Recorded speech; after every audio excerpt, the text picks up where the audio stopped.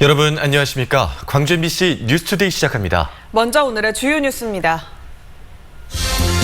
주말과 휴일 사이 교회 신도 사이에 광주 지역 코로나 확진자가 급증한 가운데 방문 판매 업체인 금양 오피스텔을 중심으로 감염 경로가 드러나고 있습니다.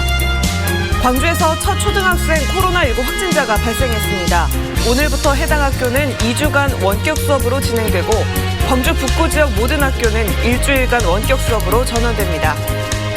사회적 거리두기 2단계가 시행 중이지만 지난 휴일 광주 지역 교회 70%가 현장 예배를 진행했습니다. 타 지역 코로나 확진자에 대한 동선 공개 기준이 시도마다 달라 시민들이 혼선을 겪고 있습니다. 주말과 휴일 이틀 동안 광주에서 코로나19 확진자가 23명이 늘었습니다. 당국이 감염 경로를 확인하면 할수록 방문 판매 업체가 입주한 광주 금양 오피스텔이 감염의 진원지로 좁혀지는 모양새입니다. 금양발 확진자가 전남 지역까지 확산되면서 전라남도도 사회적 거리두기를 2단계로 격상했습니다. 김철원 기자입니다.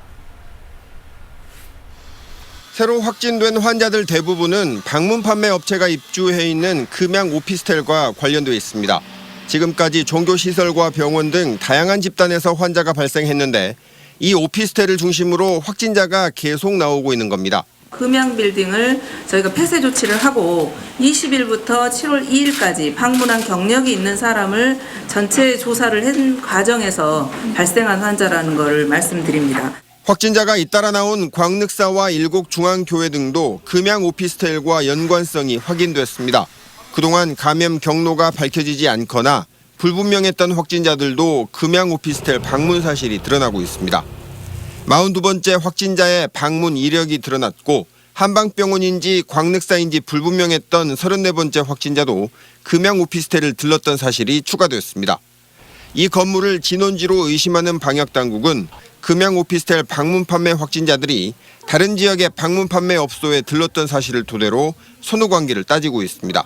여기 방문 판매에 관련된 환자들, 그다음에 대전 방문 판매에 관련된 환자들하고 동선을 비교 분석했었을 때 전염 가능한 시기의 적점이 확인이 됐습니다.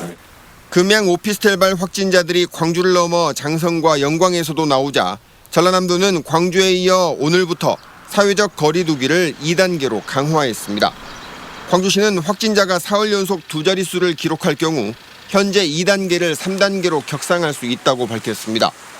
광주시는 확진자는 계속 증가하고 있지만 감염 경로가 대부분 파악돼 통제할 수 있게 된 점을 그나마 다행스럽게 여기고 있습니다. MBC 뉴스 김철원입니다. 한편 광주에서는 첫 초등학생 감염 사례가 발생했습니다. 일곡중앙교회 예배에 갔던 초등학생인데요. 이 학생이 교회에 다녀온 뒤 등교 수업을 하면서 학교 내 감염도 우려되고 있습니다. 광주시 교육청은 북구 지역 모든 학교에 등교 수업을 중지시켰습니다. 이어서 남궁욱 기자입니다. 광주에서 첫 초등학생 코로나19 확진자가 발생했습니다. 광주 일동초등학교에 다니는 3학년 남학생으로 교회 내 집단 감염이 발생한 것으로 추정되는 지난달 28일 어머니인 99번 확진자와 함께 일곡중앙교회 예배에 참석했습니다. 이후 사흘간 등교 수업과 방과 후 수업 등을 들으며 41명과 접촉한 것으로 파악돼 방역당국이 접촉자들 모두 코로나 진단검사를 받도록 했습니다. 광주시 교육청은 일동초등학교는 2주간, 광주 북구관 내 모든 초중 고등학교와 유치원은 일주일간 원격 수업으로 전환하기로 결정했습니다. 돌봄교실은 일동초등학교는 7월 10일까지 전면 중지하고 북구관 내 학교와 유치원은 돌봄교실을 최소화해서 운영하고자 합니다. 다만 북구 지역 학교라도 고3 학생은 정상 등교하도록 했고 다른 구의 학교는 등교 수업과 원격 수업을 병행하도록 했습니다. 추가 확산을 막기 위한 방역당국의 조치도 이어지고 있습니다. 일곡중앙교회 신도 800여 명에 대해서는 12일까지 자가격리하도록 했고 모든 학원과 종교시설, 지하에 위치한 다중이용시설을 고위험시설로 추가 지정했습니다. 경찰청, 교육청 협조를 받아 상시 점검 체계를 구축해 고위험시설에 대한 현장 방역수칙 이행 여부를 수시로 관리 감독하고 위반 시 강력히 처벌할 것입니다. 노인 요양시설 종사자들에 대해서는 출퇴근 후 다른 시설 방문이나 외부인 접촉을 금지하는 행정 조치를 내렸습니다. 한편 중앙안전대책본부는 광주 지역 코로나 확진자 급증으로 의료 인력 30여 명을 광주에 파견하기로 했습니다. MBC 뉴스 남고욱입니다. 광주 지역 교회 10곳 중에 7곳 이상이 자제 요청에도 불구하고 어제 집합 예배를 진행했습니다. 광주시에 따르면 광주 지역 개신교회 1,400여 곳 가운데 72.6%에 해당하는 1,000여 곳이 집합 예배를 진행했습니다. 이들 교회 가운데 대부분은 예배에 참가하는 교인 수를 50명 미만으로 제한했지만 55곳은 50명 기준을 초과해 2단계 거리 두기 수칙을 위반한 것으로 나타났습니다. 또 일부 교회는 출입자 명단 관리를 소홀히 해 단속 공무원들의 제재를 받기도 했습니다. 타 지역 코로나 확진자가 전남을 방문하는 사례가 잇따르고 있지만 전남도 코로나19 홈페이지에서는 이들의 동선을 찾아볼 수 없습니다. 시도마다 기준도 달라서 시민들의 혼선을 부추기고 있습니다. 김한수 기자가 취재했습니다. 지난 28일 목포를 방문한 광주 43번째, 44번째 확진자 동선을 공개하는 광주시 홈페이지에는 타 시도 동선으로만 표기돼 있습니다.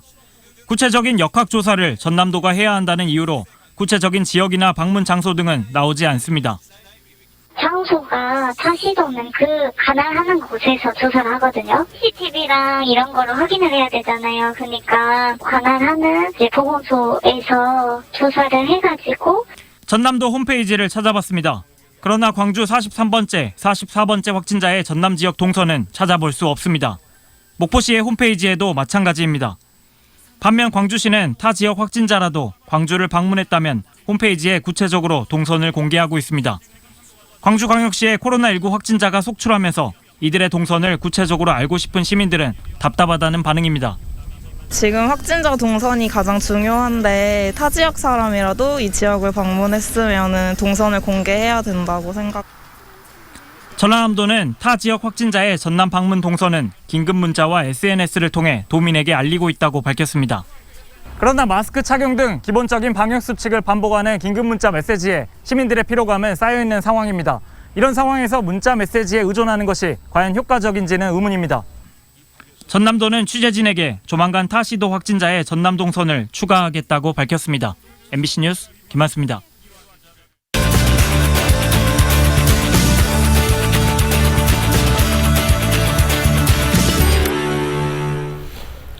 검사장과 기자가 취재원을 협박했다는 이른바 검언 유착 의혹을 조사하는 과정에서 검찰 내 충돌이 이어지고 있습니다. 전문수사자문단 구성 여부를 놓고 이견이 있는데요. 어떤 기구이기에 이렇게 의견이 나뉘는지 살펴보겠습니다. 정준호 변호사 나와 있습니다. 안녕하십니까? 안녕하십니까? 네, 안녕하십니까? 일단 전문수사자문단이 어떤 기구인지 궁금한데요. 주로 어떨 때 구성되는 겁니까? 예, 대통령 직속으로 무슨 자문위원회가 있다는 말 한 번쯤 들어보셨을 텐데요. 검찰총장 역시 외부 전문가로 구성된 직속 자문기구를 두고 있습니다. 그것이 지금 문제되는 전문수사자문단입니다. 법사위 의결을 거친 운영 지침에는 이렇게 나와 있습니다.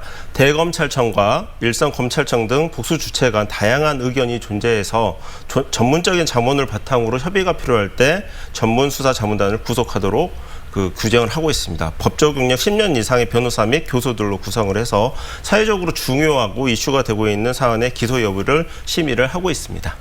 네, 지금 검언 유착 관련 건은 수사가 진행 중인 상황 아닙니까? 예. 네, 이렇게 전문수사자문단을 구성하려는 이유가 뭘까요? 지금 내용의 핵심이 현직 검사장이 종편 기자와 공모를 해서 유시민 이사장의 비리를 캐려고 했다는 것이 핵심 내용인데요.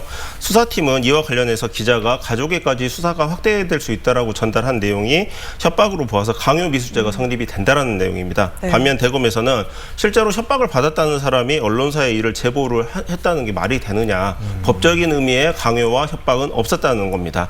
이렇게 법적으로 양측의 의견이 대립을 하니까 검찰총장은 운영 지침에 따라서 외부 전문가들의 이야기를 한번 들어보자라고 하고 있습니다. 네, 그래도 이 자문단의 결론은 어쨌든 권고사항이잖아요. 법적인 강제력이 없다는 건데 어떤 의미로 의미로 보십니까? 예, 두 가지 의미가 있는데요. 한 가지는 수사가 지연될 수 있다는 것이고 나머지 하나는 사실상의 구속력입니다.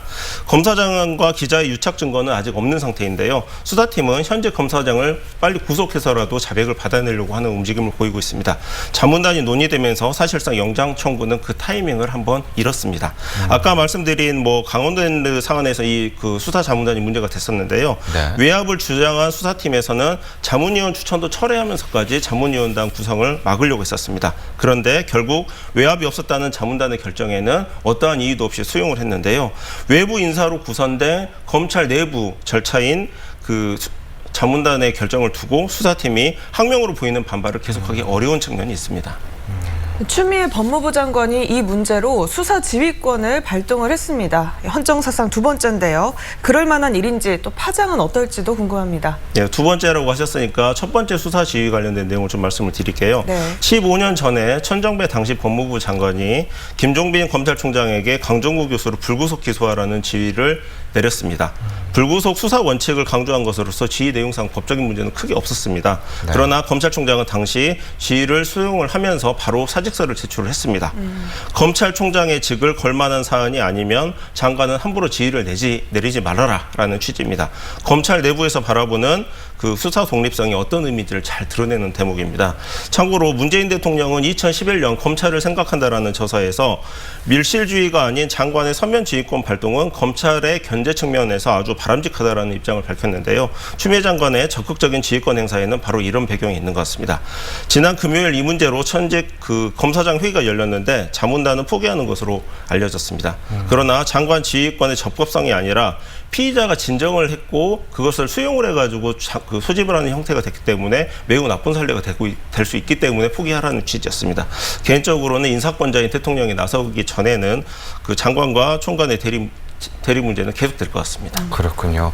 또 이 사건은 수사심의위원회도 예정이 돼 있지 않습니까? 자문단과는 어떤 차이가 있는지 간략하게 짚어주시죠. 예, 검찰총장이 직접 소집하는 자문단이지만 그와 다르게 수사심의위원회는 검찰심의위원회를 통해서 구성이 됩니다. 일반 시민들이 구성에 참여를 하는 기구입니다. 시민들의 참여와 명단 공개로 민주적 정당성이 확보가 되지만은 법률 전문가 이외에 시민단체 위원들이 들어오기 때문에 심의의 전문성은 다소 좀 논란이 있는 측면이 있습니다.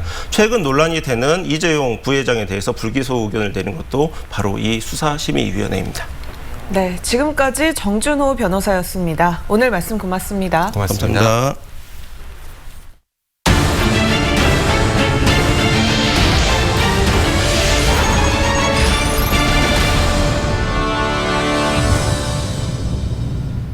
여수는 골목길에 아파트 단지나 관광지가 있는 경우가 많은데요. 특히 관광객들이 몰리는 여름에는 좁은 골목길에 무단 주차까지 이어지면서 소방차의 진로를 방해하고 있습니다. 강서영 기자가 동행 취재했습니다. 소방대원들이 현장에 신속하게 도착해 초기에 화재를 진화하는 건 무엇보다 중요한데요. 하지만 여름 성수기가 되면 무단 주차가 극성을 부리면서 소방대원들이 현장 출동에 어려움을 겪고 있다고 합니다. 제가 오늘 소방대원들과 동행해 보겠습니다. 여수의 주요 관광지 중 하나인 고소동 카페 거리. 좁은 도로 양쪽에 모두 주차가 되어 있습니다. 몸집이 작은 구급차는 주차된 차량 사이를 비교적 수월하게 빠져나왔지만 보다 큰 펌프차와 구조차는 혼자 빠져나오지 못하는 상황이 벌어집니다. 다른 대원의 신호를 받아 빠져나오는 동안 시간은 계속해서 지체됩니다. 양면 주차 때문에 저희 소방 차량인들이 출동하는데 너무나 시간이 많이 걸립니다. 그래서 골든타임을 놓치는 경우가 많습니다. 아파트 단지 주변 도로도 상황은 마찬가지. 출동을 서둘러야 하는 상황이지만 보시는 것처럼 주차된 차와의 공간은 매우 좁습니다. 실제 화재 현장이었다면 골든타임을 놓칠 수 있는 아찔한 상황이지만 소방관이 무단 주차된 차량 주인에게 연락해 차를 빼줄 때까지 기다리는 것이 현실입니다. 밀고 가도 된다는 그런 조항은 있는데 그걸 그렇게 하고 가다 보면은 법적 싸움이 아무렴은 있기 때문에 약간 조심하는 부분이 없지 않아 있습니다. 여수 소방서는 화재 출동 골든타임을 위해 좁은 골목길에서는 도로의 양쪽 면이 아닌 한쪽 면에만 주차하거나 지정된 장소에만 주차해 줄 것을 당부했습니다. MBC 뉴스 강서영입니다. 광주 시내 어린이 보호구역의 불법 주정차 과태료가 다음 달부터 상향됩니다. 광주시는 다음 달부터 광주 지역 157개 어린이 보호구역 내 불법 주정차 차량에 대해 기존 4만 원 과태료에서 승용차의 경우 8만 원, 승합차는 9만 원으로 인상한다고 밝혔습니다.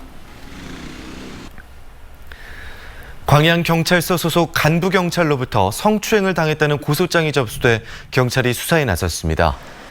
여수경찰서는 최근 여수의 한 골프장에서 라운딩을 하다 캐디로 일하는 30대 여성의 신체 일부를 만진 혐의로 광양경찰서 A경위를 소환해 조사했습니다.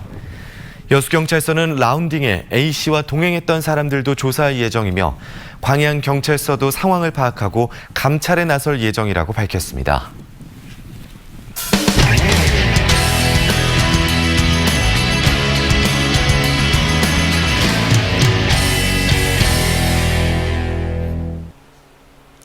임계장이라는 말 들어보셨습니까? 임시, 계약직, 노인장을 줄여서 부르는 말이라고 하는데요. 우리 주변에 있지만 외면받아온 노인 노동자들의 처지를 대변하는 것 같아 좀 서글프기도 합니다. 대표적인 임계장 직종 중 하나인 아파트 경비원들이 대구에서 임계장의 권리와 처우 개선을 위한 모임에 첫 발을 뗐습니다. 대구 손은민 기자입니다. 70대 경비원들이 저마다 겪은 서러움을 토로합니다. 경비 가면은 마구제비를 얘기해봅니다. 어떤 때는 이거 뭐 사람 취급도 안 하는 걸 취급이죠. 기분이 잘못 없어도 주민이 갑이니까 뭐 마음에 안 든다 내보내라 할 일 있으면 소장이 말이지 무조건 주민만 편에 들어가 말이지. 억울하고 서글픈 사연이 끝도 없습니다. 진짜 자쁘지. 주민들이 숙취로 인해가지고 뭐 오바이트 하는 것부터 해가지고 죽은 짐승들 있잖아요. 까지 다 해가지고 하고 땀 냄새 난다고 했잖아요. 엘리베이터 못하게 한다는 거 있잖아요. 대구 지역 아파트 경비 노동자들을 위한 모임이 오늘 첫 발을 뗐습니다. 3개월, 6개월짜리 단기 계약으로 각종 갑질과 부당한 노동에 시달리는 경비원들의 현실을 개선하자는 취지입니다. 지난 5월 입주민의 폭언과 폭행을 견디다 못해 숨진 고 최희석 씨 사건 이후 지역사회에서도 아파트 경비 노동자들을 위한 단체가 필요하다는 공감대가 모였습니다. 지금까지 자기들의 목소리를 제대로 내지 못해서 법적으로도 사회적으로도 소외받고 또 실제로는 굉장히 무시당하는 이런 처지에 있었는데 가장 우선적으로는 현장에서 그 노동자들이 직접적으로 당하는 불이익을 구제해 줄 수 있도록. 대구 모임은 앞으로 한 달에 한 번씩 지역 경비원들과 만나 처우 개선을 위한 방안을 논의할 예정입니다. 또 전담 신고센터를 운영하고 법률 상담도 지원할 계획입니다. MBC 뉴스 손은민입니다. 코로나19가 장기화하면서 문을 닫는 기업들과 자영업자가 급증하고 있습니다. 자치단체가 5개월짜리 단기 일자리 공고를 냈더니 무더운 날씨에 실직자와 문을 닫은 자영업자 수천 명이 몰렸습니다. 울산의 정인곤 기자입니다. 무더운 날씨에도 구청 주차장에 빈자리가 없을 만큼 빼곡히 사람들이 모였습니다.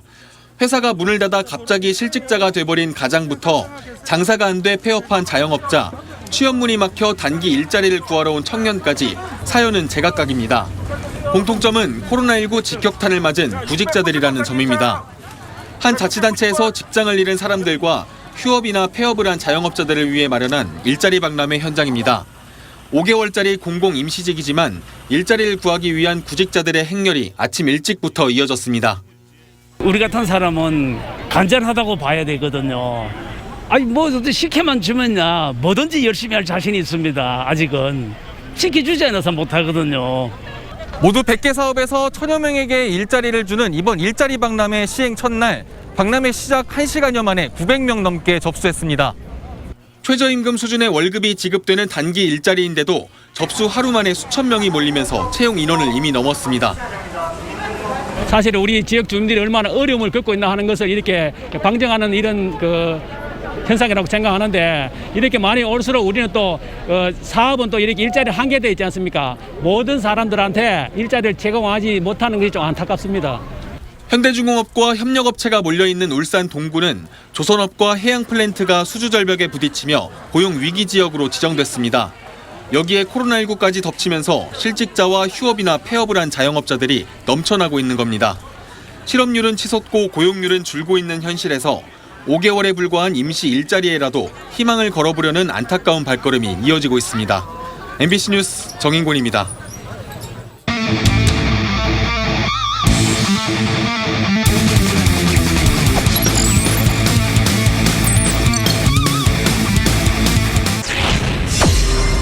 에서 수고 좀 준비를 하고 있는 물끄러미 지켜보고 있고요. 내야 땅볼 이루수 옆을 뺐습니다. 3루 주자 2루 주자 나란히 홈으로 들어옵니다. 3루에서도 세이프.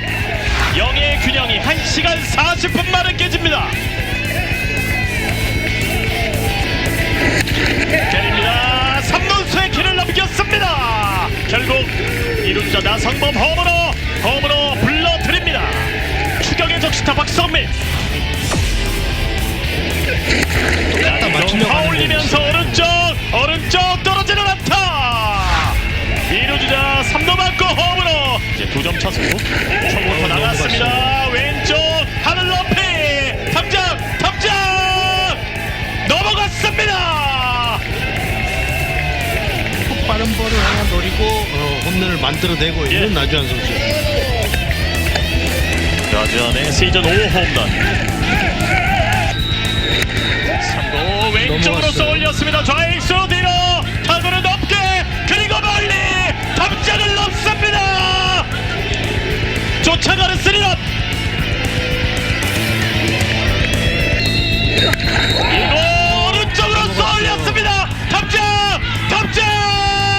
넘어갑니다. 승부는 원점으로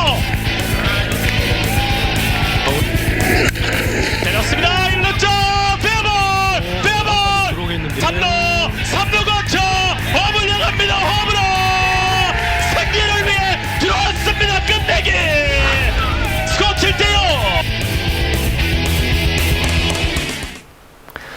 세금이 투입돼 준공영제로 운영되는 광주 시내버스의 수입금 관리위원회가 시민들이 참여합니다. 광주시는 시내버스 수입금의 투명한 관리와 감시 기능을 강화하기 위해 수입금 공동관리위원회 시민위원을 공모에 참여시키기로 했습니다. 수입금위원회는 현재 공무원과 시내버스 노사, 시민단체 등 9명으로 구성되어 있는데 이번에 광주시 의원 2명과 시민위원 1명을 더해 12명으로 위원회를 재편해 출범시킨다는 계획입니다. 전라남도가 구제역과 조류 인플루엔자 등 재난형 가축 전염병 관리를 위해 임상수의사인 공중수의자 105명을 위촉했다고 밝혔습니다. 공수위는 모든 시군에 1명에서 최대 9명까지 위촉됐으며 구제역과 조류 인플루엔자, 아프리카 돼지열병 등 가축 전염병 발생 현장에 투입될 예정입니다. 또 국가 방역 사업인 예방접종과 검진, 예찰 등의 방역 업무도 함께 수행하게 됩니다. 전라남도가 전국 최초로 시행한 한우 송아지 브랜드 사업이 축산 농가의 소득 증대에 크게 기여하고 있다고 밝혔습니다. 전라남도에 따르면 전남 으뜸 한우 송아지의 평균 경매 가격은 일반 한우 송아지에 비해 한 마리에 최대 43만 원 더 높게 거래되고 있습니다. 이 한우 송아지 브랜드 육성 사업은 지난 2018년 전라남도가 전국 최초로 시행한 사업으로 올해까지 45억 원의 사업비가 투입됐습니다. 장마철이라 비가 오락가락 이어지는 요즘입니다. 오늘도 날이 흐린 가운데 해안 지역을 중심으로는 비가 내리고 있습니다. 현재 레이더 영상 보시면 제주도 부근에 위치한 장마전선의 영향으로 그 부근에서 발달한 비구름대가 다가오면서 남해안을 중심으로 비가 내리고 있는 상태입니다. 오늘 광주는 비가 내릴 가능성은 아주 낮겠는데요. 완도와 진도 그리고 여수 등 전남 남해안을 중심으로 오후 6시까지 5에서 20mm 50mm가량의 비가 지나겠습니다. 기온은 어제보다도 더 오르겠습니다. 광주의 아침 기온 20도 안팎으로 시작하고요. 한낮 기온은 28도로 어제보다 1, 2도가량 높은 기온 예상됩니다. 목포의 낮 기온은 26도 보이겠고요. 영암은 27도 보이겠습니다. 곡성과 구례의 낮 기온은 28도 안팎으로 덥겠습니다. 바다의 물결은 전해상에서 최고 2m로 일겠습니다. 다가오는 목요일에는 소나기가 지나겠고요. 금요일부터는 장맛비 소식이 들어 있습니다. 날씨 정보였습니다. 이상으로 광주 MBC 뉴스투데이를 마칩니다. 함께해 주신 여러분 고맙습니다.